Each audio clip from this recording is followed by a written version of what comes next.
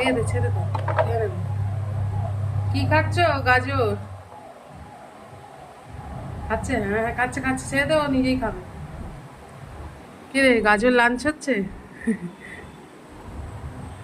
খাক। খেয়ে নাও ম্যাগি, অনেকগুলো ক্যারেট দিয়েছি, খেয়ে নাও।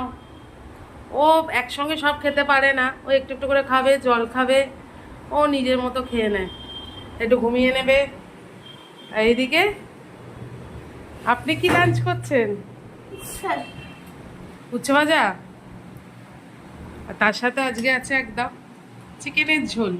কালকে সানডে ছিল, কিন্তু কালকে চিকেন হয়নি, ফ্রিজেই ছিল, কারণ কালকে আমরা ম্যাগিকে আনতে ব্যস্ত হয়ে পড়েছিলাম। তো আজকে ওই জন্য চিকেনের ঝোল। না হলে এক পিসটা সরাও, যে পেঁপে দিয়ে চিকেনটা করেছি, একদম পাতলা পাতলা ঝোল করেছি, রিচ করিনি, কারণ বৃষ্টি হলেও গরম তো আছে। লেগ পিস কিন্তু দেওয়া যাবে না ম্যাগিকে, মনে থাকে যেন, কারণ বারণই করে দিয়েছে একদম, যে ভাত রুটি কিছু দেবে না। আমিও বেড়ে নিয়েছি। ওই দেখো কেমন লাফিয়ে লাফিয়ে সারাদিন ওই করছে আর গাজর খাচ্ছে। রাত্রিরে শশা দেবো।